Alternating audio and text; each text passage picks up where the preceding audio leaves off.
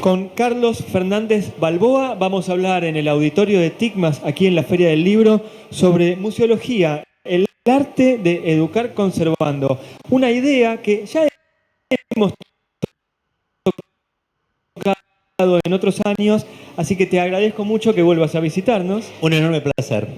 Y la idea del museo y la idea de sumarlo a este día también tiene que ver con cómo preservamos un poco la historia de nuestro país. Digo este día porque es un día dedicado a inclusión, es un día en donde han pasado fundaciones que se ocupan de poblaciones rurales, de comunidades que están en el impenetrable, en el Chaco, y hablar ahora de museología, pero no solo de lo que es un museo, sino de la idea de conservaduría, parece que tiene mucho que ver ahí. Por supuesto. Y en los últimos años hay una tendencia muy clara y muy grande a cuestiones que hacen a la accesibilidad en los museos. La accesibilidad que no solamente está vinculada con personas con capacidades especiales, sino también a ser accesible al museo a un público que generalmente no lo consume o que generalmente no va. Y entonces buscar mecanismos desde la educación, desde la comunicación efectiva, para que la gente pueda ir a estos lugares y aprovecharlos, porque en definitiva la gran parte de los museos son públicos y entonces que esa gente pueda aprovechar ese patrimonio que muchas veces desconoce que tiene o que puede aprovechar, ¿no? Tenés un pin acá que la cámara, lamentablemente hicimos la prueba antes de arrancar, pero no llega a mostrar en gran definición, pero tenés un pin que está vinculado con esto. Sí, es el símbolo de una pintura rupestre que está en el Cerro Colorado, de los Comechingones, en el Cerro Colorado, donde yo trabajé también, en el Museo de Atahualpa Yupanqui. Y bueno, nada, trato de algunas cosas que tienen que ver con mi indumentaria, vincularla también a cuestiones de patrimonio, que como en este caso la gente me pregunta, entonces me da pie para contar que hay unas pinturas rupestres en el Cerro Colorado que en 1903 descubrió Leopoldo Lugones y que están ahí para que las vayamos a conocer. Bien, la Feria del Libro tiene un contacto cotidiano con otros stands. Nosotros hacemos charlas todos los días. Ahora del otro lado hay un poco de música. Si se filtra en los micrófonos la música, es porque hay música efectivamente, no es que se te pegó la compu ni nada por el estilo. Pero así es un poco la feria. Sí, sí. Y así también son los museos. Me refiero a esto, a que un museo tiene un recorrido, tiene un sentido y tiene una búsqueda pedagógica, pero de repente te encontrás cosas que son imprevistos y hay que trabajar con eso también. Absolutamente, y el mayor imprevisto de todos son los visitantes. Cada visitante es un universo diferente que uno tiene que abordar y que si está interesado, como es mi caso, ¿no? Yo me dedico a la museología, pero me dedico también a la gente. Me interesa mucho la educación no formal, una disciplina que yo profeso que se llama la interpretación del patrimonio y que de alguna manera lo que intenta es trabajar fundamentalmente con la gente en esos lugares de valor patrimonial, ya sean museos, reservas, sitios arqueológicos. Y entonces, de alguna manera, el motivo de mi estudio no es tanto los objetos, sino también, o más particularmente, es la gente y cómo vincular a esa gente con esos objetos o con ese patrimonio que es de ellos. ¿Cuánto de explicación social tienen los museos? Nosotros conocemos distintos tipos de museos, ¿no? Claro. Está el Museo de Bellas Artes y es un museo dedicado plenamente a la pintura, a la escultura, pero a la obra cultural en sentido alto, claro. ¿no? Pero luego tenemos otro tipo de museos, ciencias naturales, o el museo, me acuerdo del Museo de Bahía Blanca, que es el Museo Ferroviario. Claro. Y después hay museos que tienen que ver con el patrimonio arqueológico. ¿Cuánto de lo social se explica en un museo? Bueno, depende en general el tema social tiene que ver muchas veces con la impronta que le da el director, no tanto con la tipología, o sea, con el tipo de museo, sino con la impronta que le da el director, la administración, ese tipo de museos, ¿no? Porque no importa tanto la temática, sino como vos la enfoques. Te doy un ejemplo, que hablaste de museos de ciencias naturales. Nosotros estamos tratando de que los museos de ciencias naturales dejen de tener, por ejemplo, animales taxidermizados. Que en los museos de ciencias naturales haya más una vinculación con el tema ambiental y con la crisis ambiental que está afrontando la sociedad en este momento, que con un estudio específico de determinada especie o determinada situación de investigación. Hay una reconversión de los museos también en ese sentido, ¿no? El museo tiene que estar al servicio de la sociedad y entonces, a medida que cambia la sociedad, el museo tiene que ir resignificándose con el tiempo para eso. Entonces, es fundamental esto de que los museos estén abiertos a la sociedad y que tengan un rol social, si no, casi te diría que por definición, si no tienen un rol social, no es un museo. Bueno, me da la chance para hablar con vos, como un museólogo, de hablar de algunos conceptos o ideas que rodean a esto. Pienso, por ejemplo, está el Museo de Ciencias Naturales, pero en el Ministerio de Ciencia, ahora Secretaría de Ciencia, que estaba el Centro Cultural de la Ciencia, creo que ahora está justo pasando en un momento que está cerrado, pero Sí. el Centro Cultural de Ciencia funcionó mucho. No eligieron la palabra museo, eligieron la palabra centro cultural. Y si pienso en el espacio para la memoria donde funcionaba la ESMA, no eligieron la palabra museo de la memoria, que en otros países se usó, sino espacio. ¿Qué concepto trae museo que hay algunos lugares que le escapan? Y el concepto es todavía una cuestión epistemológica, digamos, ¿no? Para mucha gente el museo es sinónimo de lugar aburrido, de lugar viejo, de lugar de depósito, de las cosas viejas. Entonces eso desde el punto de vista del marketing genera, bueno, del marketing y la comunicación general, digamos, ¿no? Genera un cierto rechazo. Yo tengo un amigo en España que tiene una definición que me encanta del museo y que siempre la trato de transmitir, ¿no? Mi amigo dice, pues el museo es aquello que está exactamente en el medio de la iglesia y Disneylandia. Entonces, me Es parece... el título de la nota. Ya está. Me parece que es precioso porque lo que significa que el museo tiene que resignificarse para ser un lugar también de servicio, entretenido, ameno, que tenga un tema que a la gente le importe. Y estamos en ese camino, estamos en ese proceso de reconversión de los museos, ¿no? Por eso muchas autoridades a veces dicen, no, museo mejor no. Me pasó, por ejemplo, con León Gieco. Cuando quería hacer León Gieco su museo personal en Cañada Rosquín, me dijo, no, Carlos, no llamemos museo, pongámosle otro nombre. Entonces me pasa todo el tiempo con mucha gente que la palabra museo le genera un cierto rechazo por esta imagen que tienen los museos decimonónicos, digamos, del siglo XVII, que eran lugares cerrados, poco... y que muchos, positivismo, ¿no? El positivismo, y que muchos de alguna manera siguen teniéndolo, ¿no? Vamos a hacer una crítica fuerte en respecto a eso. Algunos siguen siendo todavía lugares poco amigables para mucha gente que no es especialista. Otra cosa que tienen los museos es que siempre administran un poco, no voy a decir administran pobreza, pero administran un recurso siempre escaso, que es el dinero. Y el museo tiene que construir, por un lado, su patrimonio y por otro lado, sostenerse para estar abierto al público. Claro. Bueno, eso tiene que ver con una gestión. El museo es una institución muy compleja, tiene muchísima complejidad en términos de administración, de gestión.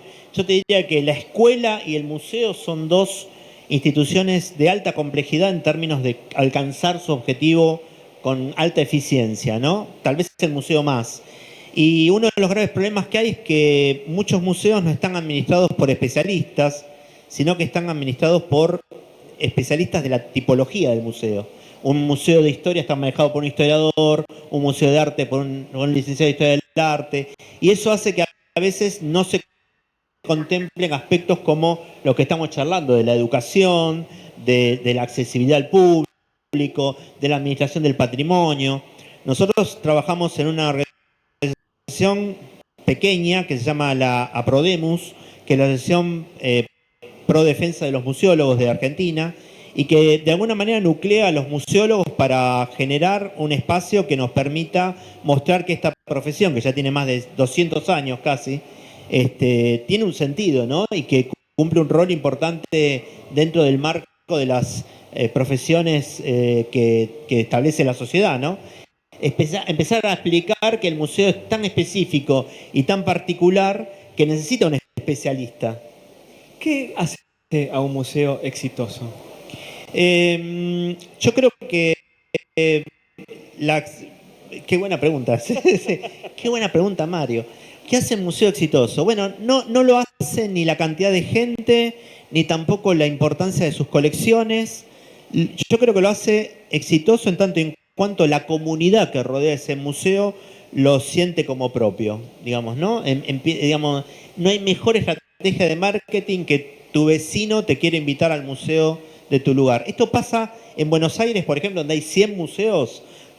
Yo me atrevería a decirte que pasa con 3 o 4 nada más. Pasa con el Museo Quinquela de la Boca, pasa con el Museo Isaac Fernández Blanco de Retiro, y pasa con otra dimensión y con otra cosa, porque estamos hablando de un gran museo con otra estructura, con el Bellas Artes. Después, el resto de los 98 museos que hay en Buenos Aires la van peleando, digamos, la van llevando, ¿no? Pero estos museos, fíjate que una cosa interesante, y no es un tema menor, algo que yo creo mucho, tienen directores que son personas que han tenido dos condiciones. Uno, están muy comprometidos con la institución y después tuvieron mucho tiempo de gestión. O sea, el tiempo de la gestión también les da una posibilidad para que el público se fidelice, tenga una vinculación directa con ese espacio y que conozca también ese director no solamente a su museo, sino también al público que va a esa institución, ¿no? Bueno, también mencionás que son 3 museos estatales, ¿no? Sí, son 3 museos estatales. Yo dejo un poquito de lado el Constantini, porque si bien es exitoso también en muchos aspectos, tiene otra infraestructura, tiene otra posibilidad de llegada, tiene más posibilidad de hacer convenios y otra serie de cosas que estos 3 no los tienen, ¿no? En Buenos Aires hay todo tipo de museos, tenés estatales, privados, universitarios. Sí, el Malva es un... Bueno, lo dejás afuera, pero el Malva es un lindo museo. Es un museo Pero magnífico, sí, museo, sí, no, magnífico. ¿no? Elegí 3 al azar, digamos. Sí, te entiendo, pero bueno, también eso habla de la necesidad de una gestión, ¿no? Total. En Proa o Malva, que son grandes museos, Total. al ser privados, tienen su propia gestión y tienen su propio recorrido. Que tiene continuidad, ¿no? A mí eso me parece clave. Un especialista en patrimonio decía que un signo muy claro de subdesarrollo es la falta de continuidad en las gestiones. Y es cierto, digamos, vos ves el director del Museo del Prado tiene 16 años, el Museo Thyssen-Bornemisza tiene 12, y así sucesivamente les da las gestiones que les permiten ir creciendo. Bueno, ahora Duprat con el Museo de Bellas Artes va por su tercera gestión casi, y el Museo de Bellas Artes es un cambio paradigmático que hizo en todo sentido, ¿no? Entonces, la continuidad de la gestión me parece que es un punto clave para alcanzar un mínimo de éxito. Los museos también están dando otra clase de ofertas al público. No solamente es la pieza, sino que también te dan actividades, talleres. ¿Cómo entra eso adentro de un museo? Cuando históricamente el museo era un lugar a donde uno iba a ver un objeto, una pieza, ahora entra a interactuar. Bueno, porque el museo es un espacio de educación no formal y te lo doy vuelta también. Fíjate que hay un lugar como la Biblioteca Nacional que en muchas gestiones se dedicó a hacer exhibiciones para hacer, digamos, y exhibiciones muy buenas de su patrimonio, del patrimonio bibliográfico que tenía la Biblioteca Nacional. Porque eso le permite darle continuidad al público, le permite... yo tenía un profesor que me decía, lo que tenemos que evitar es la vacuna de museo. La vacuna de museo es, vos vas a un museo, te vas la vacuna y no volvés nunca más. Nunca más, claro. ¿No? Volvés cuando sos más grande o cuando te pasa. Tenemos que evitar esa vacuna de museo. ¿Y cómo evitamos la vacuna de museo? Bueno, con una oferta cultural que te permita ser dinámico, ser distinto. Cambiar las exhibiciones como se hace en Estados Unidos o en Europa es más costoso. Entonces, actividades que tengan que ver con talleres, con participación, con charlas de especialistas, con actividades para niños especialmente diseñadas, te permiten generar una actividad diferente que te amplía el público y te hace que el público fidelizado te venga por esa actividad particularmente, ¿no? Te hago 2 preguntas más, Carlos. Muchas gracias por el tiempo que nos diste. Me encantó. Me encanta charlar de estas cosas que por supuesto le interesan a todo el mundo. Bueno, mirá, hay mucha gente acá esperando, Sí. así que... pero hay algo que dijiste en un momento, dijiste, Buenos Aires tiene 100 museos, pero Sí. si yo pienso en el país, Argentina tiene muchos museos. 1362 según la Comisión de Monumentos y Sitios Históricos, que es un dato probablemente un poquito antiguo, tal vez tengamos 1400, 1500 museos. ¿Qué pasa con un país que históricamente la cultura siempre está mirada desde un lugar raro, pero que no deja de pertenecernos? Vas de vacaciones a Salta y vas al Museo de la Montaña. Totalmente. O te vas a, no sé, a Córdoba y hay una cantidad de museos hermosos, y en Neuquén hay una sede del Bellas Artes. ¿Qué pasa con esa idea de los museos tan presentes? Yo tengo otra definición también, me gustan las definiciones. Yo creo que los museos son como documentos de identidad de los lugares donde están. Y de alguna manera la Argentina tiene una identidad muy fuerte, muy variada, muy distinta, pero muy fuerte. Y entonces es necesario generar museos para establecer esa identidad, o para mostrar, o para resaltar, o generar una puesta en valor de esa identidad local que hace a poder saber qué somos y cómo somos, digamos, ¿no? Los museos son muchas veces, incluso en su estructura económica, un reflejo muy claro de las comunidades donde se insertan, ¿no? Así que me parece que tiene que ver con eso, tiene que ver con la variadísima identidad argentina, que también necesita una variedad importante de museos para ser representada. Te hago la última pregunta. Estamos en la Feria del Libro. Salimos de la feria, ¿a qué museo vamos? Pero no te quedes en Buenos Aires. ¿A qué museo vamos de la Argentina? El mejor museo que hay en el país por distintos motivos, no por una cuestión de gusto, sino por distintos motivos que tienen que ver con la mejor museografía, la mejor gestión, es el Museo de la Colonia San José en Entre Ríos.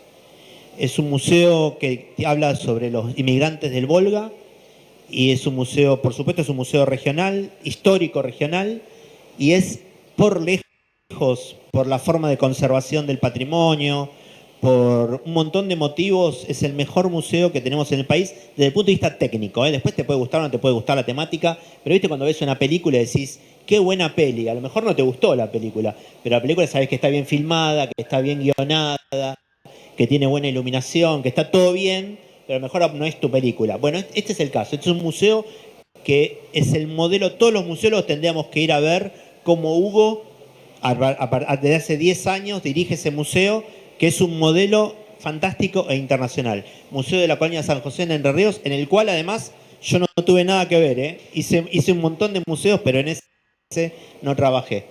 Carlos Fernández Balboa, muchas gracias por haber visitado el auditorio de TICMAS. Un enorme placer y bueno, que no pasen 2 años. Ojalá. Ojalá. El año que viene, ya te comprometimos acá. Dale.